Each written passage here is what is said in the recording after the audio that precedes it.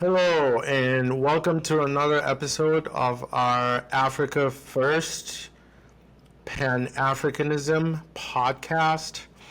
I titled today's episode Pan Africanism is a Humanism. I'm talking about Pan Africanism today, and I am of the belief that Pan-Africanism and the African struggle is a human struggle.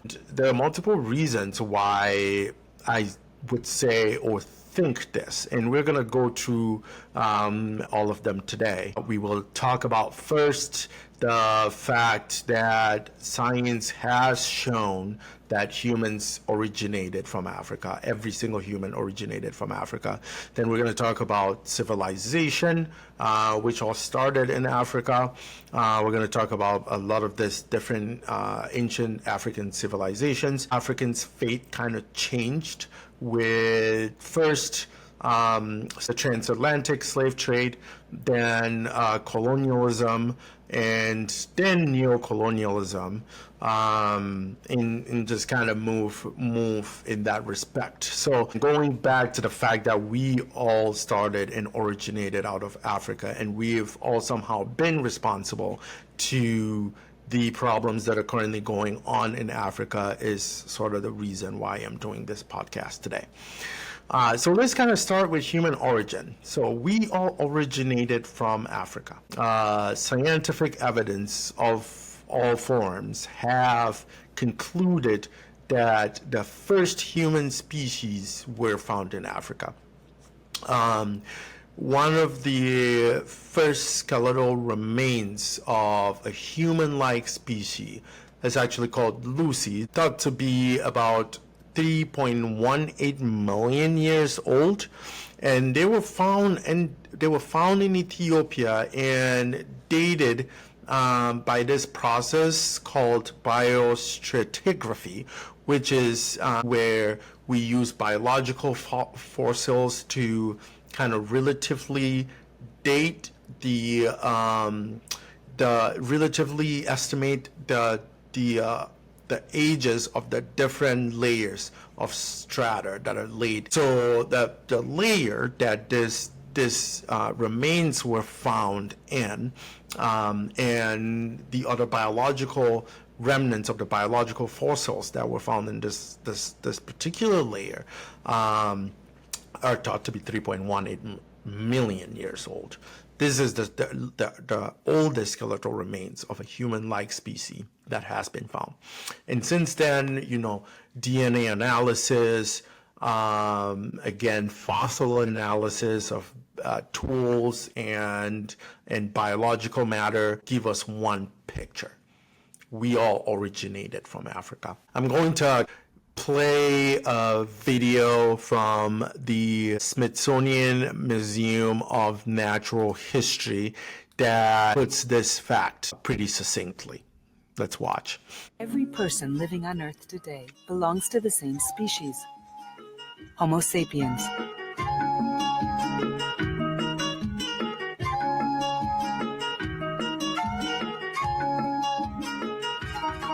And humans worldwide have always been curious about our origins. De onde que nós somos? Woher kommen wir? हम कहाँ से आए हैं? Sisi tunatoka wapi? 我们从哪里来? من أين نحن نأتي? Where do we come from? ¿De dónde venimos? We can now trace our origins back at least 6 million years to Africa, where the earliest humans evolved.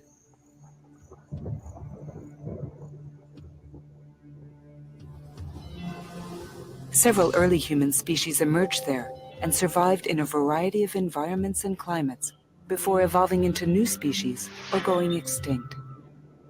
About 2 million years ago, some populations of early humans began to spread beyond Africa.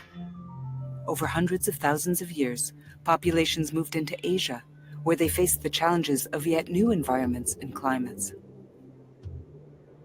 New species continue to evolve and eventually go extinct.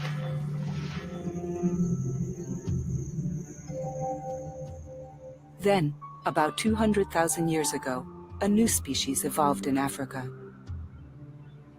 These were the first modern humans, the first members of our own species, the ancestors of every human being alive today. We can all trace our DNA back to these African origins. Over time, populations of Homo sapiens spread throughout Africa, into Europe and Western Asia. In some of these places, early human species lived on the verge of extinction. This journey of Homo sapiens began during challenging times. There were extreme droughts and monsoons in Africa, and other environmental upsets there and in Asia. At one point, our species population was reduced to no more than 10,000 adults. We nearly became extinct. But we are an adaptable species. Our ability to use our human traits to meet new challenges enabled us to survive. While earlier human species became extinct, modern humans continued to spread around the world. By about 17,000 years ago, Homo sapiens was not only a worldwide species, we were the sole surviving human species. We left behind a trail of fossils, evidence of our epic worldwide journey.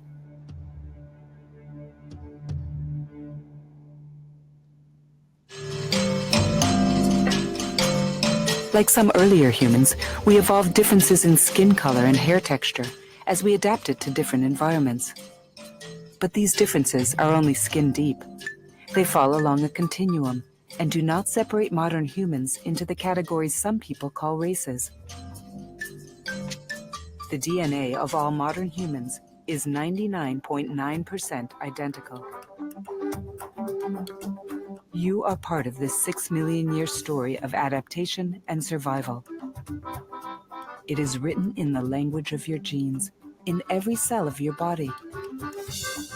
With the billions of other humans living today, you can say, Sisi wote ni wanadamu. 我们都是同一种生物。 Somos todos uma só espécie. हम सब एक ही प्रजाति के हैं। Wir sind alle von einer Art. Somos todos una especie. We are all one species.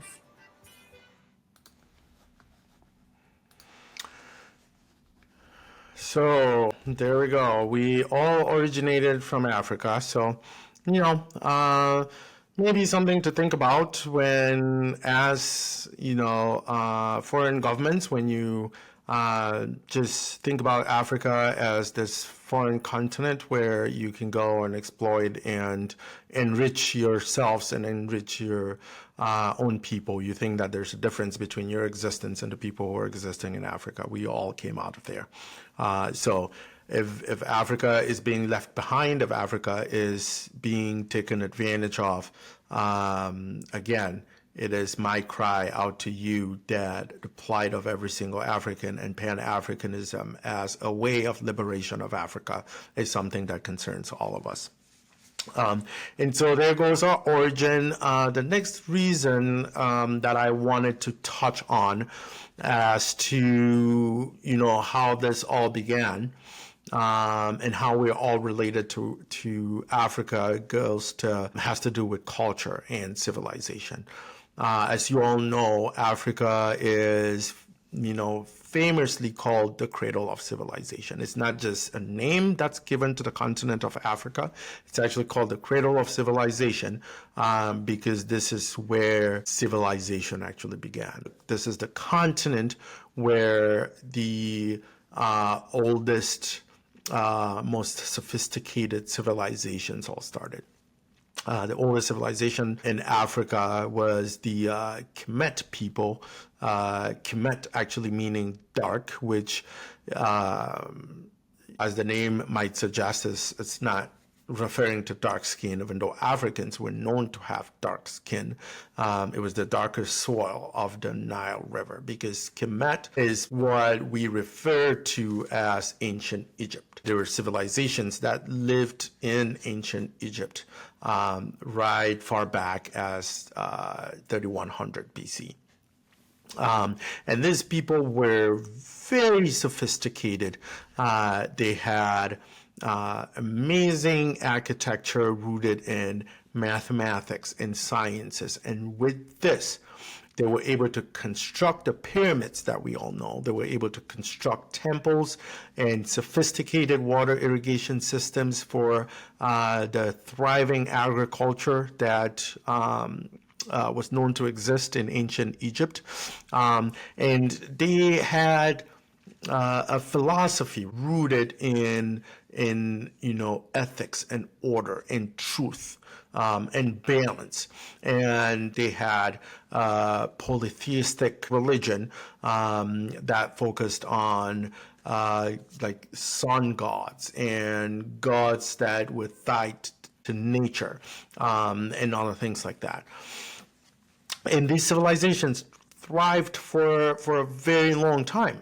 Dating back to 2500 BC, you now had the people of the kingdom of Kush, just a little bit south of Egypt, what is now present-day Sudan, sharing a lot of cultural and religious iconographies with the Kemets. They intermarried with the Kemets. They traded with the Kemets. These two civilizations influenced ancient Greek philosophers like Plato and Pythagoras. And even the Greek historian Herodotus is known to have traveled to Egypt, is known to have interacted with the Kemets, and he famously described them as having dark skin and curly hair. And this is because he interacted with them. And they were all blown away by the level of sophistication that existed in this ancient African colonies. Okay. And then you can come forward as early as 800 BC, and you have the famous Carthaginian Empire. Even though these were all like Phoenician settlers that moved from Lebanon and settled in the northern part of Africa, present-day Tunisia, again, very sophisticated civilization, all in Africa. They sailed the entire Western Mediterranean. They dominated trade in the Western Mediterranean.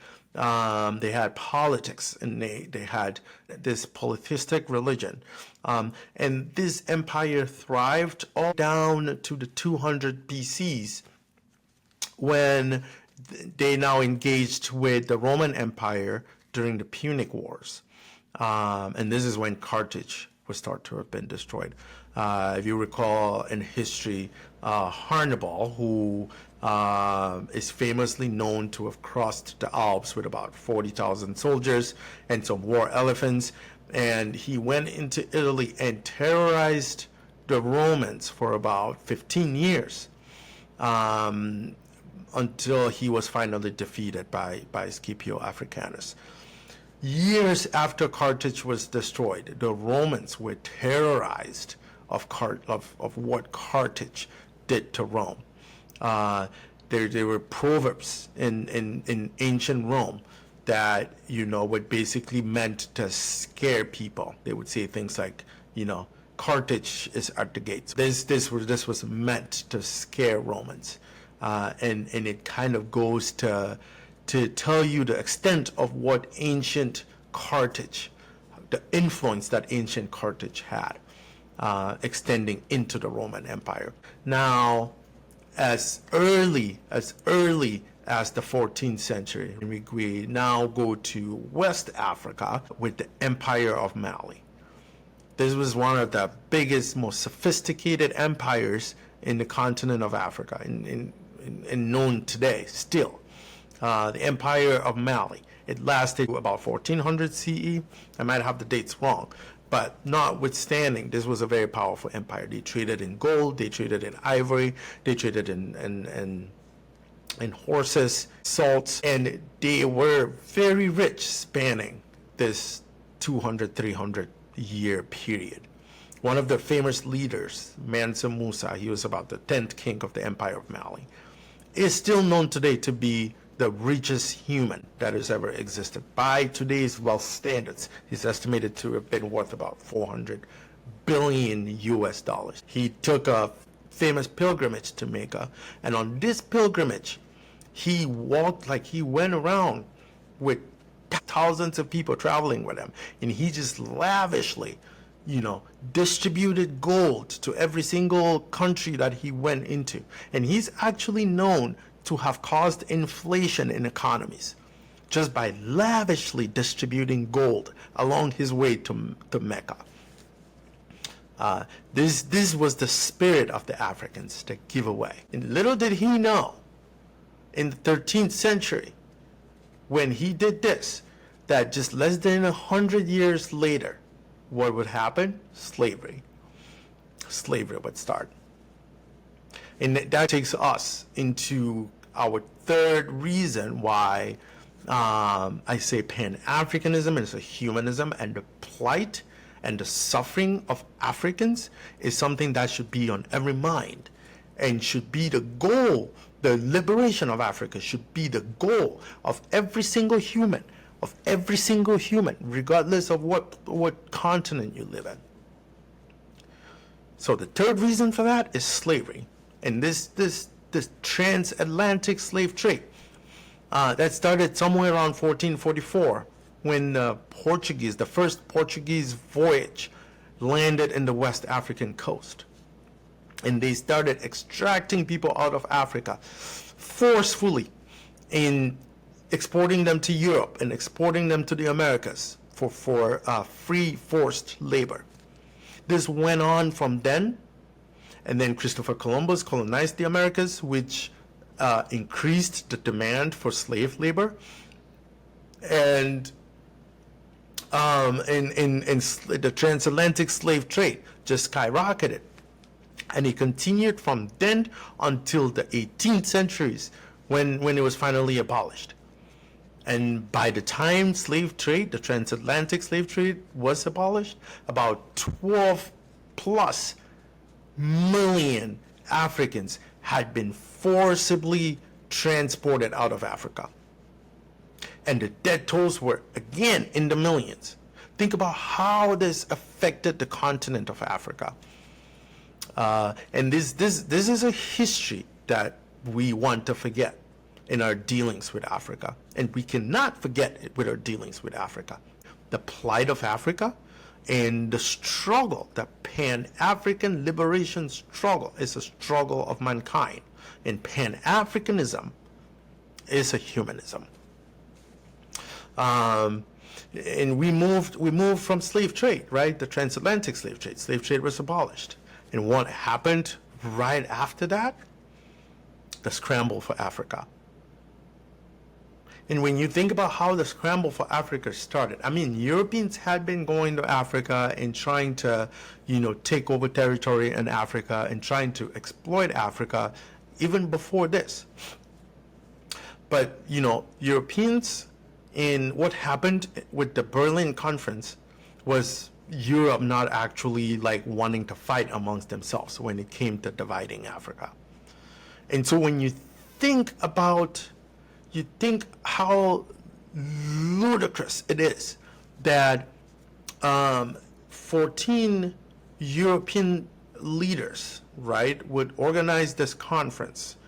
This was done in Berlin by the then German Chancellor Otto von Bismarck. He organized this conference made up of 14 European leaders who sat down and decided, you know what, we are going to divide Africa for ourselves. And we're going to do this in a peaceful manner, so we're not fighting with each other. They did this without the knowledge of any African, without the knowledge of any African leader. They had the 14 European countries there. They had the United States there as an observer. The United States at least did not claim any territory at this time, but they were there as an observer. They watched this 14 European countries, I think like Italy, Germany, France, Britain, the Netherlands, Portugal, in some other countries. They basically sat there and divided Africa amongst themselves. And before this happened, there were ethnic territories in Africa, and there were different ethnic groups living in Africa. And they were living peacefully. And I'm just going to show you the map here of the continent of Africa before the Berlin Conference. This is Africa before the Berlin Conference. You might look at this and you say, oh, I don't even recognize anything there. And that's true, because the Africa we know today has territorial boundaries that were set after the Berlin Conference. This is Africa before the Berlin Conference. And it had different territories with different ethnic groups. And the Europeans came there, they had to divide it amongst 13 European nations. And this was the Africa after the Berlin Conference. This was the Africa after the Berlin Conference, after European leaders had decided to share it for themselves. It looks a little bit more familiar now. This is like the Africa that you know. But this is not how Africa had always looked, right? So you had like Belgian Cameroon, you had Belgian Africa, you had, which was just the central part of Africa. You had the west of Africa that was all given to the French. And then you had East Africa and a little bit of West Africa, which is now Nigeria, that was given to the British. You had southern area of Africa, including South Africa now, and Zimbabwe and all of those areas, again, still given to the British. You had some Portuguese territories, you had some German territories, and only, the area that's current day Ethiopia and I think Liberia were free. So they basically divided Africa for themselves. They drew all of these arbitrary lines, not taking into account these ethnic groups. So they separated these ethnic groups into different territories. And all of this scramble for Africa, all of this dividing of Africa, sowed seeds. It sowed seeds that still lead to intertribal conflicts that are going on in Africa up until today. Africa is still suffering from tribal Africans are still dying from tribal conflicts that were caused because of this scramble and this partitioning of Africa. Hence why I say we all responsible for what is going on in Africa. We all came out of there. It's a continent that, in my opinion, we should all protect. Not only because it has the richest natural resources, not only because it is the continent that holds the key to our sustainability as humankind, but also because a lot of the plights of Africa were caused by us collectively. And so we are responsible for the liberation of Africa. This leads us to the, I don't know if it's the third or the fourth reason why I think Pan Africanism today should be a human project. And that is neocolonialism. So after colonialism went on and on and on and on for a long time, there was the fight for liberation that eventually started in the late 1950s with Kwame Nkrumah and the people of Ghana. They were able to get their independence in the late 1950s. There's now progressed to other African countries, mostly in the 60s, getting independence from European rule. And when I say independence, I say this a little lightly because it was not independence. These led to neocolonialism, because you would have expected that if these people were getting independence, the West should have left, Europe should have left. But they never left, right? Because they're still there, European powers are still in Africa, right? They still have their tentacles and their hands and their fingers in every single thing that is going on in Africa, from supporting corrupt leaders who give them unbridled access to African markets, all the way to killing progressive leaders that, try to move their countries or try to move these different countries in Africa forward. Examples like, again, Kwame Nkrumah was overthrown. Thomas Sankara was assassinated. Muammar Gaddafi was assassinated. So all of these progressive leaders are either covertly or overtly either assassinated through coups d'etats or they are overthrown. And these European leaders, and to a large extent the United States, they still arm and support militias that cause insurgencies in these countries, destabilizing the economies, creating favorable conditions for exploitation of all of this rich natural resources.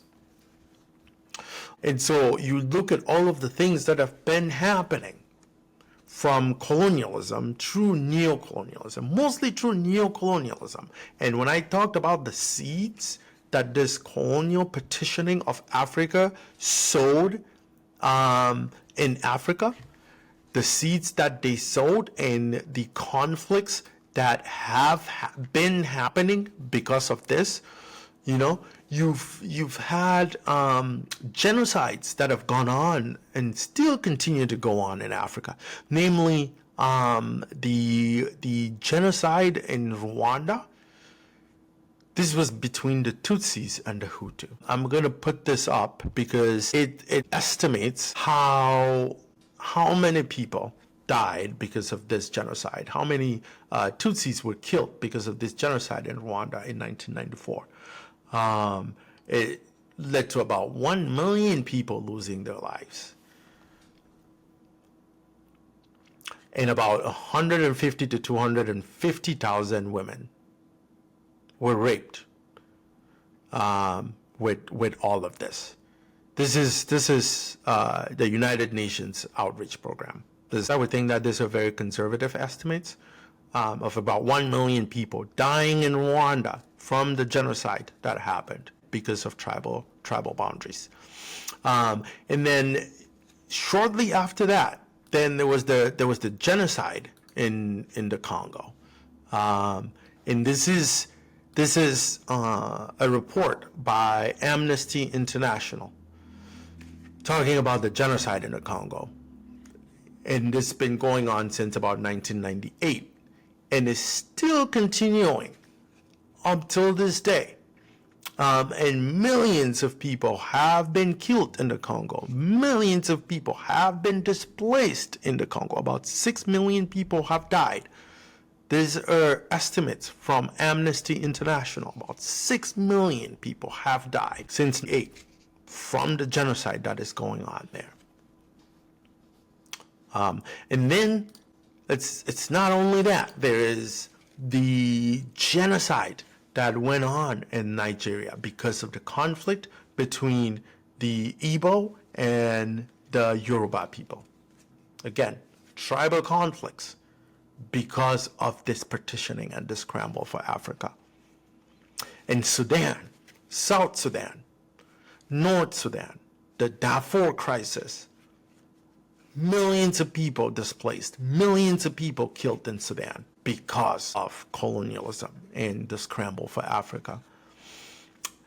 These people remember. In Cameroon, West Cameroon, East Cameroon, the Bambileke Wars, these people remember. They remember all of this struggle that they have gone through because of the greed of Western powers. And the fact that we have all collectively forgotten that Africa is where it all originated. And this is an important continent because this is where all of our stories began. Pan Africanism is a humanism because we are all responsible. We are all responsible for what is going on in Africa. And we should all hold ourselves accountable for the liberation of Africa. We should all hold ourselves accountable for what needs to happen for Africa to be liberated. Because if this liberation doesn't happen, if Africans remain on their knees, if Africans stay under the proverbial boot of the imperial lords, of the imperial powers, then we never forget. The planet as a whole never heals, and we never move forward, which is unfortunate, because there are enough resources on this planet for everybody to live happy. There are enough resources for us to all live happy lives and explore what gives us joy, and explore all of the wonders that the universe has to offer. Yet, we are concerning ourselves with subjugating others. We're concerning ourselves with keeping others subservient.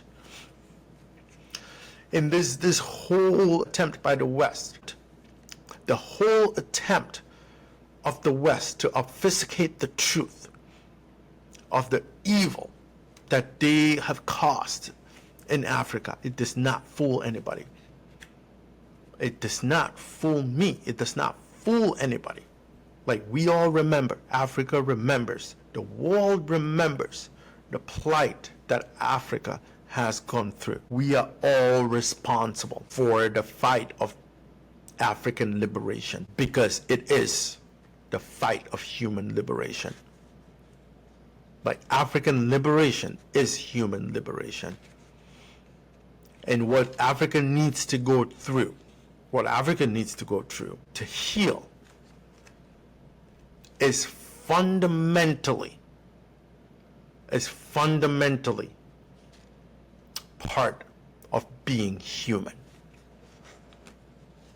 What Africa needs to go through to heal is fundamentally the meaning of being human. So thank you so much for watching. Thank you so much for joining me today. Let me know what you think. Let me know what your thoughts are. And just think about what you are currently doing to see that Africa is liberated when it comes to interaction with other parts of the world. Have a good day, and I will see you next time.